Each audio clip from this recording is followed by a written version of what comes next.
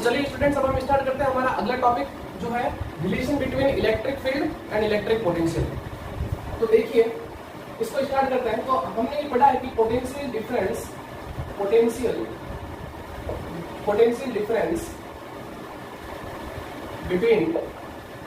Between two points.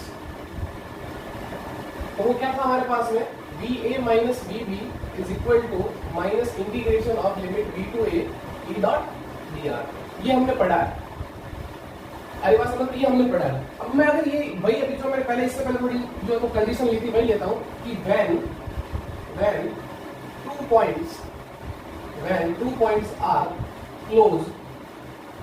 points are close to each other तो इसका मतलब उनके बीच में जो डिफरेंस आएगा वो क्या आएगा, बहुत स्मॉल आएगा। तो इस क्वांटिटी को जो है वो मैं कुछ इस तरीके से लिख सकता हूँ, क्लियर। और ये इंटीग्रेशन क्या हो जाएगा, डिस्कार्ड हो जाएगा। तो मेरे पास में क्या बचेगा, only for E dot dr। तो ये एक वे है लिखने का थ्योरी को। अरे बात समझ में, तो ये ध्यान रखना। अब इलेक्ट्रिक फील्ड भी वेक्टर क्वांटिटी है, dr भी वेक्टर क्वांटिटी है। तो इसका मतलब हम इसको जो कार्टेशियन फॉर्म में लिख सकते हैं, यानी कि मतलब अगर ये वेक्टर है तो किसी भी डायरेक्शन में हो सकती है, x में भी हो सकती है, y में भी हो सकती है और z में भी हो सकती है। सिमिलरली इलेक्ट्रिक फील्ड भी x में भी हो सकता है, y में भी हो सकता है और z में भी हो सकता है। तो हम इसको इस तरीके से लिख सकते हैं कि vector E is equal to Ex I cap plus Ey j cap plus Ez k cap. बोलो सही है, लिख सकते हैं ऐसा ना। अगर मैं dr की बात करूं तो dr को भी हम ऐसे लिख सकते हैं, Dx I cap plus Dy j cap plus Dz k cap. ठीक है, और ये दोनों वैल्यू क्या करता हूं मैं यहाँ पुट कर देता हूँ इसके अंदर। सो देखो dt इज इक्वल टू क्या मिल जाएगा मुझे, सो माइनस ये हो जाएगा Ex I cap plus Ey j cap plus Ez k cap dot Dx I cap plus Dy j cap plus Dz k cap. अब देखो डॉट प्रोडक्ट निकालना आपको, ये तो बहुत इजी है। I डॉट I क्या हो जाएगा, 1 हो जाएगा। अब तो मेरे पास क्या हो जाएगा, माइनस Ex dx, इस तरीके से माइनस Ey dy, फिर माइनस Ez और फिर dz। क्लियर है यहाँ तक? तो यहाँ तक तो आपको समझ में आ गया। अब मैं क्या कर रहा हूँ इसको, अब ध्यान से देखना, यहाँ पे मैं कर रहा हूँ partially differentiate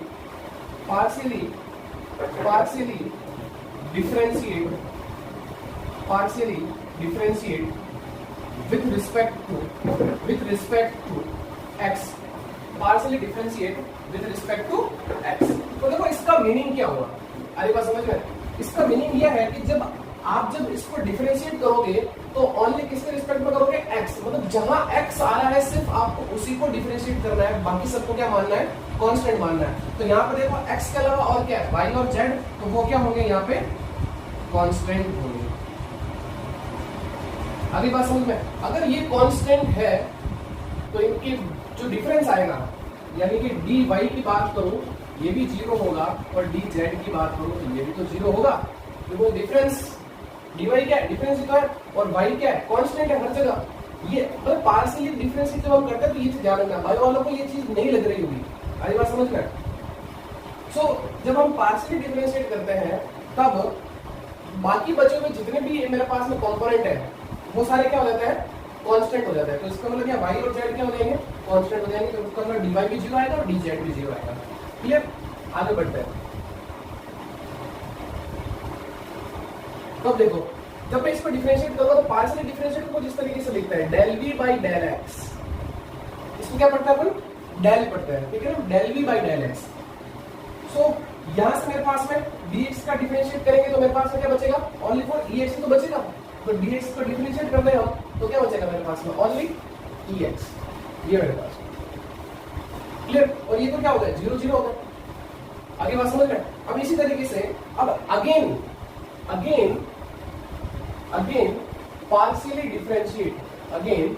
partially differentiate with respect to y। अब मैं क्या कर रहा हूं, पार्शियली डिफरेंशिएट कर रहा हूं y के रिस्पेक्ट में, तो इसका मतलब x और z क्या हो गया, अब कांस्टेंट हो गया। अगली बात समझ में, अब तो समझ में आ रहा होगा ना आपको। तो इसका मतलब dx इक्वल टू 0 और dz इक्वल टू भी 0। क्लियर है यहाँ तक? सो मेरे पास में क्या बचेगा, del v by del y is equal to minus Ey। बोलो क्लियर है ना। सिमिलरली मेरे पास में del V by del Z, वो मेरे पास में क्या आएगा माइनस ई जेड। अब तो ये तो दो समझ में आ गया, तो ये तो इजीली हो जाएगा। क्लियर है?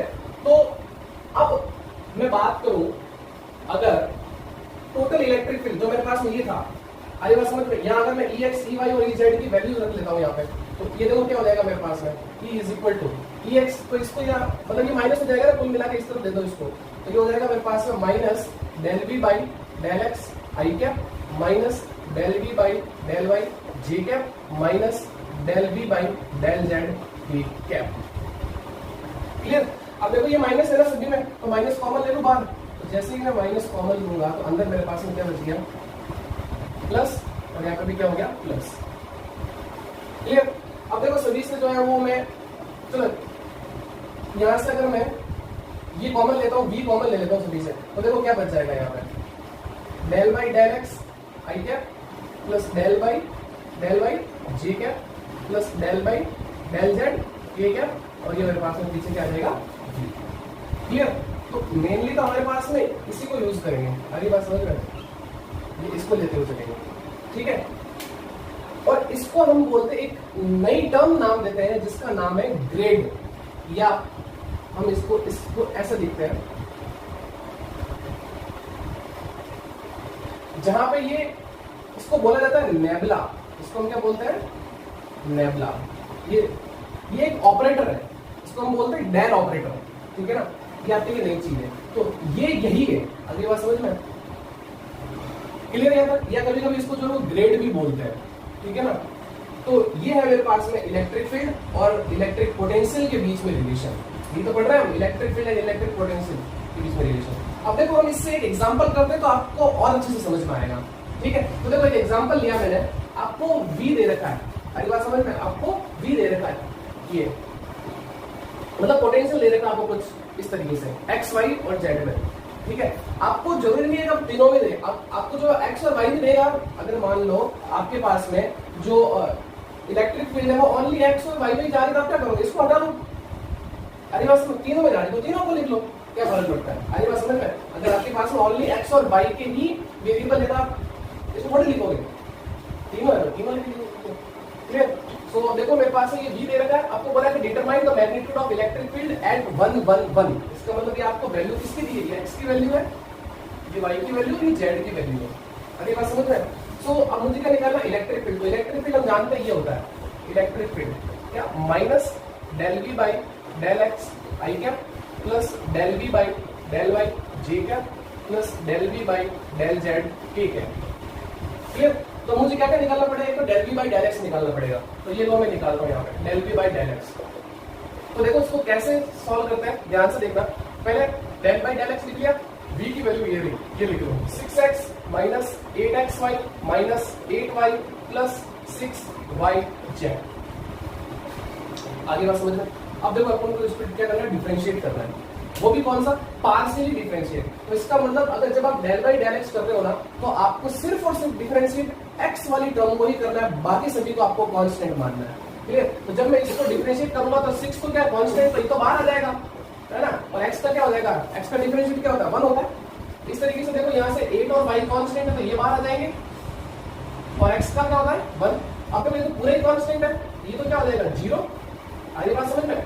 यहाँ तो x आ ही नहीं रहा है ना, अगर x नहीं आ रहा है तो उसको क्या मानेंगे हम, कांस्टेंट मानेंगे। कांस्टेंट का डिफरेंशिएशन क्या होता है 0 होता है, लेकिन यहाँ पे मल्टीप्लिकेशन में आ रहा था। अरे बात समझ में? यहाँ 0 मत कर देना कि सर यहाँ पे 0 हो जाएगा, 6 का 0 हो जाएगा, नहीं, मल्टीप्लिकेशन में है तो 6 बाहर आ जाएगा, x का क्या हो जाएगा 1 हो जाएगा। और यहाँ पे भी नहीं है x, तो इसका मतलब इसका भी क्या होगा, डिफरेंशिएशन 0 होगा।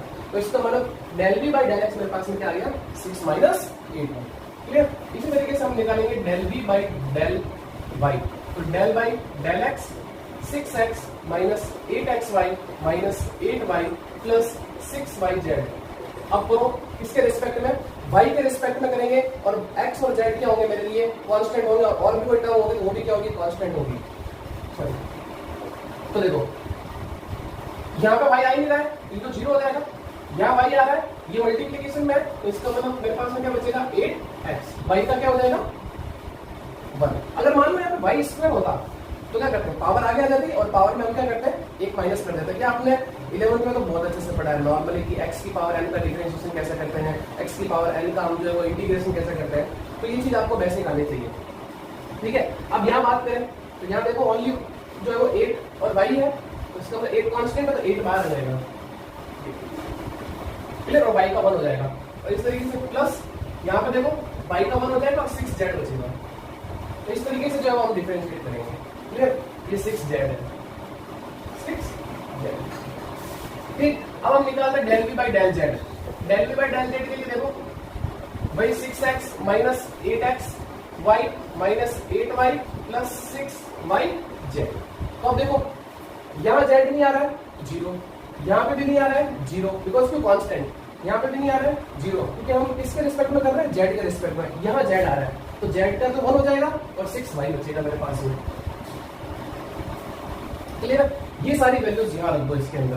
तो देखो मेरे पास में क्या होगा, minus del v by del x कितना आया, del v by del x आया मेरे पास में 6 माइनस 8y और ये मेरे पास में i कैप, फिर plus del v by del y कितना आया, ये मेरे पास minus 8x minus 8 plus 6z और फिर ये j कैप और फिर plus del v by del z कितना आया 6y, ये 6y, ठीक है, क्लियर।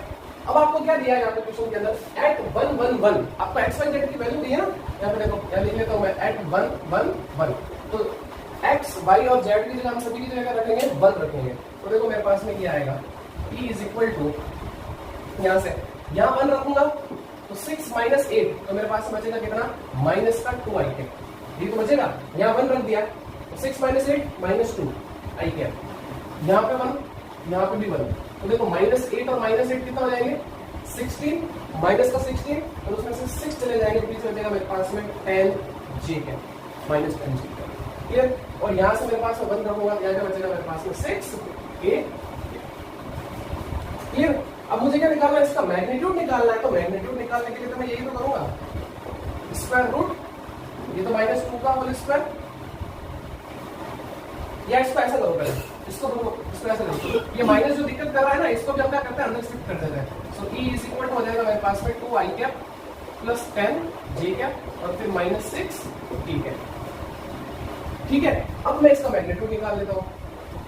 तो देखो क्या आएगा, 2 का स्क्वायर 4, 10 का स्क्वायर 100 और ये मेरे पास में 6 का कितना 36, क्लियर।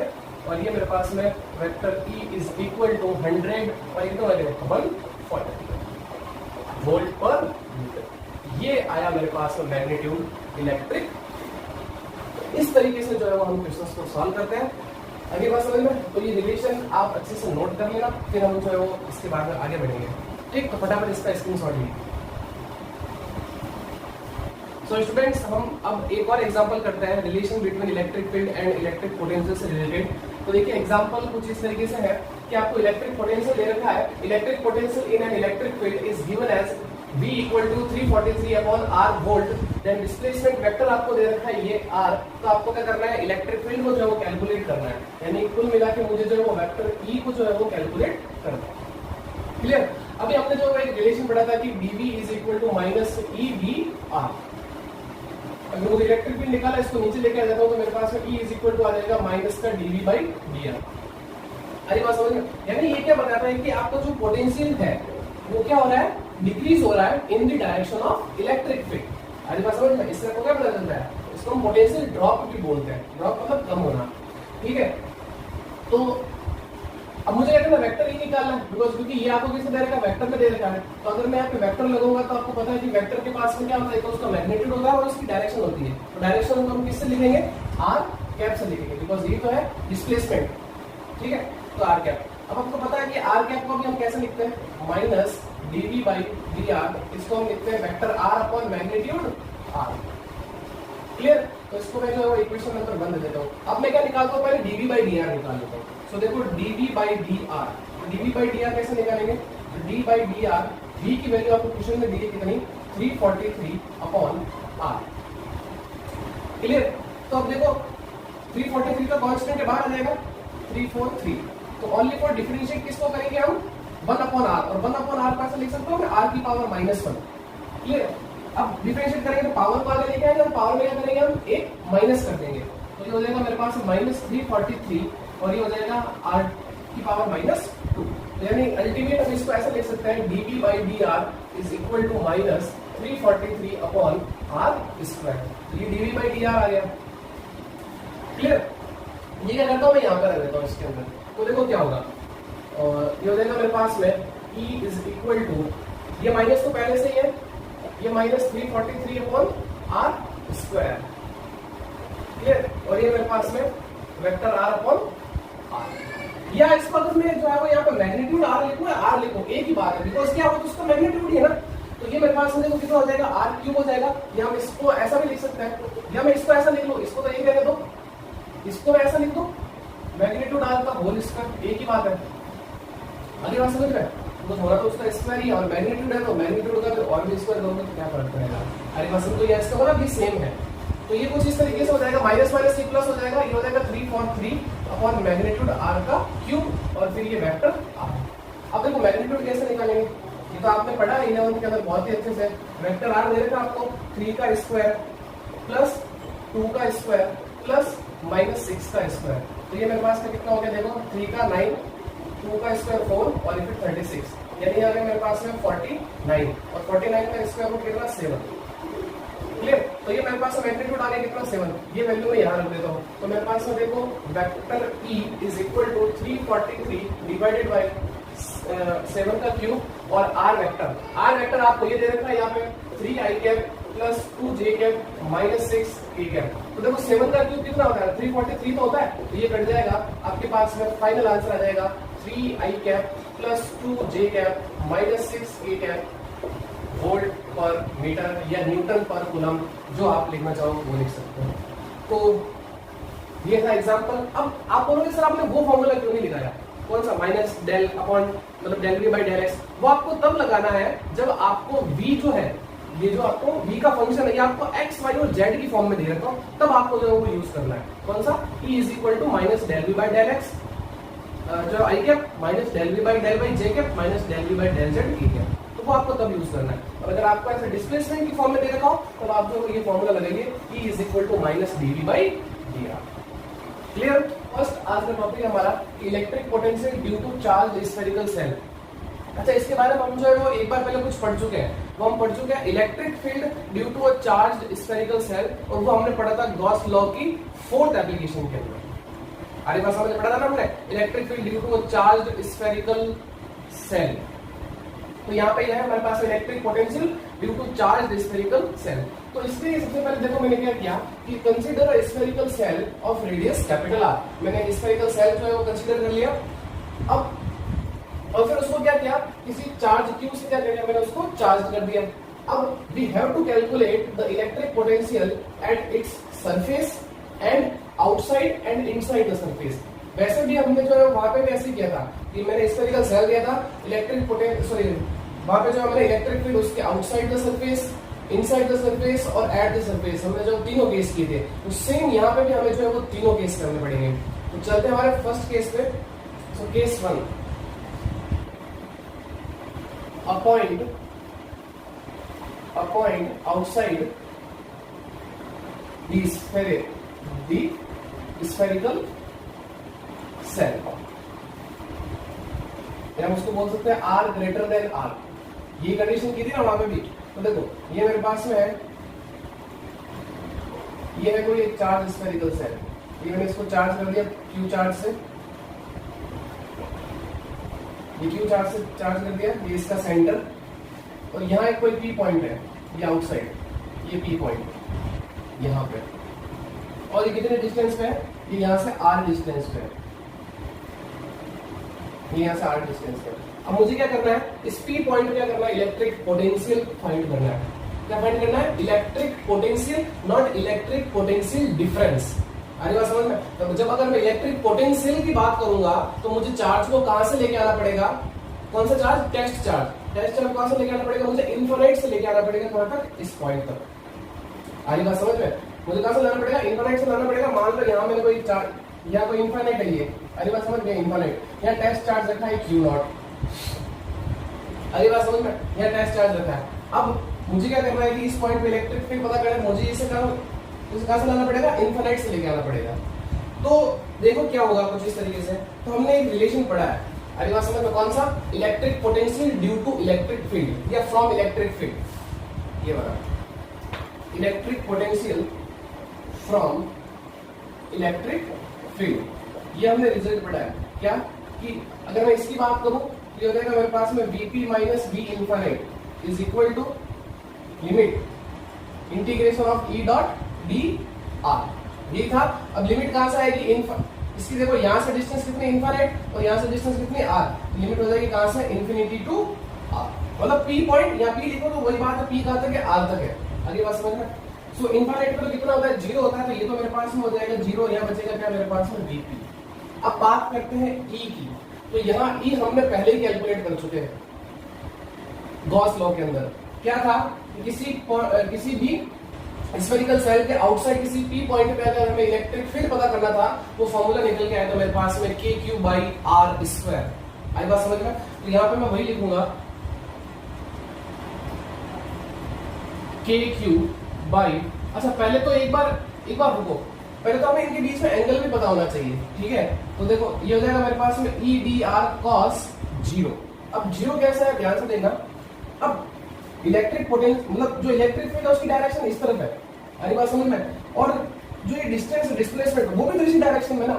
अगर आप मान लो यहाँ पॉइंट होता तो इस डायरेक्शन में होता, यहाँ पॉइंट है तो इस डायरेक्शन में डिस्प्लेसमेंट, अरे बात समझ में, यहाँ है तो इस तरफ है। तो कहने का मतलब है कि जो डिस्टेंस है या डिस्प्लेसमेंट है, जो भी आप बोलो, वो क्या है, दोनों एक ही डायरेक्शन में, इलेक्ट्रिक फील्ड और ये, अरे बात समझ में। तो इसका मतलब इनके बीच में एंगल कितना हुआ, 0 डिग्री। सो ये मेरे पास हो जाएगा Vp is equal to minus integration of limit infinity to r, E की जगह रख लूंगा मैं KQ बाई R स्क्वायर, यही था फॉर्मूला, ये हमने निकाल चुके हैं पहले, ठीक है। यहाँ आपको वापस निकालने की जरूरत नहीं है, यहाँ आपको डायरेक्टली जो है वो वैल्यू रखनी है हमारी, ठीक है। सो KQ कांस्टेंट बाहर आ जाएगा, integration limit infinity to r, इसको मैं लिख सकता हूँ r की पावर माइनस 2 dr, ऊपर लेके चलेंगे।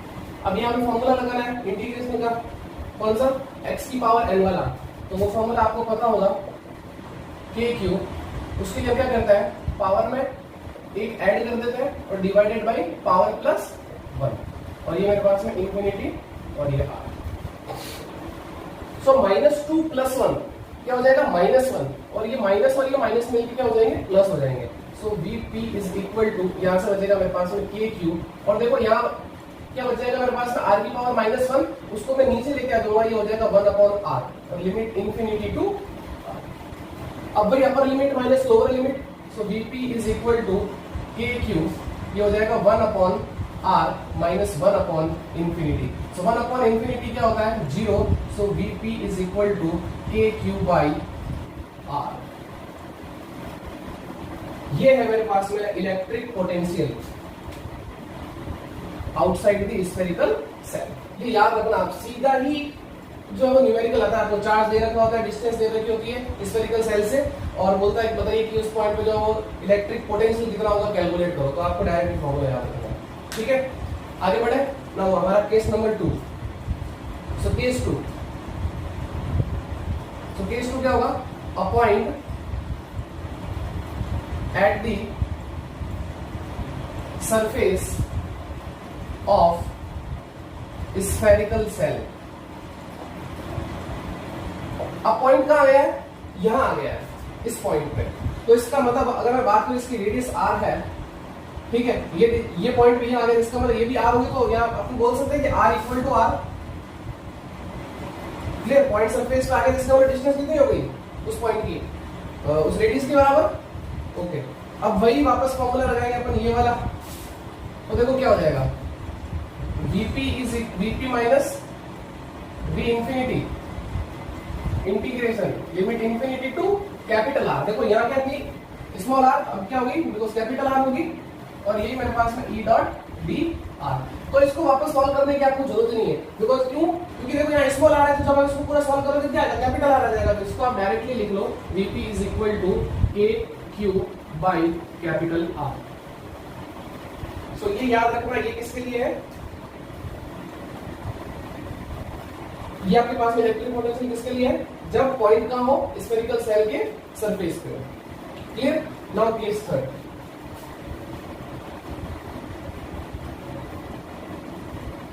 a point inside the spherical cell,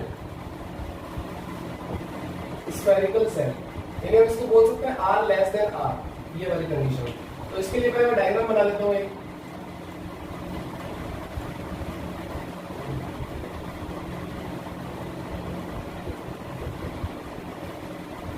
ये सेंटर O, यहाँ पे ये पॉइंट आ चुका है, ये P पॉइंट, ये डिस्टेंस है इससे कितनी R डिस्टेंस, इसकी रेडियस हो गई कैपिटल R। क्लियर है यहाँ तक? अब ध्यान से देखना, अब यहाँ पे आपको इलेक्ट्रिक फील्ड बाहर अलग है और अंदर अलग है। और ये आपने पढ़ा है किसी भी कंडक्टिंग स्फेरिकल सेल के अंदर जो इलेक्ट्रिक फील्ड होती है वो जीरो होती है। ये हमने सेकंड चैप्टर में पढ़ लिया था। और ये हमने वैसे इसकी प्रॉपर्टी के कारण हमने जो है वो इलेक्ट्रिक फील्ड लाइंस की प्रॉपर्टी पढ़ी थी, तो वहां पे भी हमने ये पढ़ा था किसी भी कंडक्टर के अंदर इलेक्ट्रिक फील्ड जीरो होता है इन अंडर इलेक्ट्रोस्टैटिक कंडीशन। ठीक है? सो इसके अंदर तो इलेक्ट्रिक फील्ड जीरो होगा, बट बाहर कुछ ना कुछ तो होगा। ठीक है? अगर इसको आप ध्यान से देखो, अगर आप इसको ध्यान से देखो, हमने एक रिलेशन पढ़ा था, कौन सा? dv is equal to minus E dot dr, या ई dr ले लो अभी तो यहाँ पे। ठीक है? ये पढ़ा था। इलेक्ट्रिक फील्ड अंदर कितना है? इलेक्ट्रिक फील्ड अंदर कितना है? ये मेरे पास में zero, E equal to zero की बात करूं तो मेरे पास में dv इज इक्वल टू कितना आएगा? जीरो। यानी कहने का मतलब क्या है कि चेंज इन पोटेंशियल जीरो है। अरे बात समझ में? ये मत सोचना कि मतलब अंदर भी पोटेंशियल भी जीरो होगा, ये नहीं है। चेंज इन पोटेंशियल जीरो है। अरे बात समझ में? दो पोटेंशियल का बीच का डिफरेंस वो जीरो हो सकता है, लेकिन पोटेंशियल जीरो नहीं है। पोटेंशियल क्या है? यहाँ से अगर मैं v की बात करूं तो v क्या है मेरे पास में? कांस्टेंट। v क्या है मेरे पास में? Constant.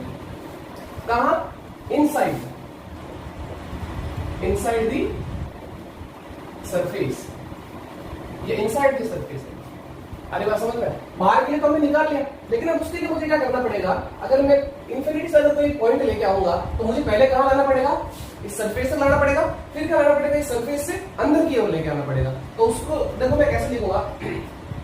So v p is equal to, ये हो जाएगा minus integration limit infinity to r, पहले सॉरी कैपिटल R, बिकॉज यहां से यहां तक लेके आऊंगा, फिर उसको यहां लेके आऊंगा, तो हो जाएगा मेरे पास में क्या? देखो e डॉट dr, फिर यहां से यहां लेके आना पड़ेगा, उसके लिए हो जाएगा मेरे पास में limit r capital R to small r, और फिर ये मेरे पास में e डॉट dr। दोनों क्लियर है यहाँ? और ये देखो हमने तो ये तो निकाल चुके हैं ना पहले, ये वाला देखो ये तो है, तो इसके लिए क्या आ जाएगा? kq by r। यहाँ पे भी आपको सॉल्व करने की जरूरत है नहीं, तो ये हो जाएगा मेरे पास में kq बाई r। और ये देखो मेरे पास में कितना? r to r। यहाँ पे इलेक्ट्रिक फील्ड कितना? जीरो, तो ये तो मेरे पास में पूरा क्या हो जाएगा? जीरो हो जाएगा। तो मेरे पास में बचा क्या? Only kq by r। अगली बात समझ में? यहाँ तक तो आ गया ना समझ? अब देखो यहाँ पता चल गया है कि अंदर जो है वो क्या बोलते हैं इलेक्ट्रिक पोटेंशियल वो कितना? kq by r। तो इसका मतलब आप चाहे कहीं पे भी ले लो, पॉइंट कहीं पे भी हो, चाहे यहाँ हो, चाहे यहाँ हो, चाहे यहाँ हो, यहाँ हो, यहाँ हो, यहाँ हो, कहीं पे भी पॉइंट होगा, everywhere electric potential is same. Because देख लो इस रिजल्ट से डिस्टेंस तो कोई मतलब ही नहीं है ना, इस r से तो कोई मतलब ही नहीं था। तो इसका मतलब अगर potential inside the spherical cell की बात करेंगे तो वो कितना होगा? kq by r। क्लियर है? अब अपन जो है इसका एक ग्राफ भी बना लेते हैं, तो इसका ग्राफ कैसा होगा देखो। तो मैं इसके ग्राफ थोड़ा इधर साइड में बना लेता हूँ, तो आप थोड़ा सा ध्यान से बनाना इस पर। देखो ये मेरे पास में जो है वो चार्ज स्फेरिकल सेल है, ठीक, ये इसका सेंटर है, यहाँ से मैं ग्राफ बना रहा हूँ इसका। क्लियर? और ये इसका सरफेस ये। तो अब ध्यान से देखो, अगर आउटसाइड की बात करूं तो यहाँ से क्या पता चला? v is inversely proportional to 1 upon r। यानी आप जैसे जैसे मतलब आपकी डिस्टेंस बढ़ती जाएगी, मतलब v increases when r decreases. तो ये हो जाएगा, मान लो यहाँ मेरे पास में ये है सरफेस, इसका ग्राफ तो कुछ इस तरीके से आएगा। और अंदर देख लो आप, अंदर क्या है? सरफेस में भी के क्यू बाई आर और अंदर भी के क्यू बाई आर, तो इसका मतलब यहाँ पे तो क्या हो गया, कांस्टेंट रह गया ना ग्राफ। आरी बात समझ में? यहाँ तो हो गया मेरे पास में v is inversely proportional to 1/r, यहाँ पे मेरे पास में v is equal to k q by r. आगे बात समझ, ये हो गई मेरे पास में क्या, r लेस देन r वाली कंडीशन, ये हो गई r इक्वल टू r वाली कंडीशन, और ये हो गई r greater than capital R वाली कंडीशन। आगे बात समझ में? सो बस ये था हमारे पास में electric potential due to a charged spherical shell. I hope आपको ये अच्छे से समझ में आ गया होगा। तो वापस देख लो आपकी, मैंने क्या किया, इसके 3 केस लिए, जैसे हमने इलेक्ट्रिक फील्ड निकाला था, एक आउटसाइड लिया, फिर एक सरफेस लिया, और फिर एक क्या इनसाइड लिया, और सभी से इलेक्ट्रिक पोटेंशियल हमने जो कैलकुलेट कर दिया। तो इलेक्ट्रिक फील्ड के लिए आपको टेंशन लेने की जरूरत नहीं है, ये आपको याद रखना पड़ेगा कि जब हम इनसाइड की बात करेंगे तो के क्यू बाई आर स्क्वायर, यहाँ पे तो वही केस होगा r इक्वल टू r वाला, और इनसाइड के लिए हमारे पास में क्या होगा, 0 होगा। तो अंदर इलेक्ट्रिक पोटेंशियल क्या रहेगा, कांस्टेंट रहेगा। कहां तक, सरफेस तक। सरफेस के बाद में जो इलेक्ट्रिक पोटेंशियल जो डिक्रीज होना स्टार्ट होगा। क्लियर? Take a screenshot.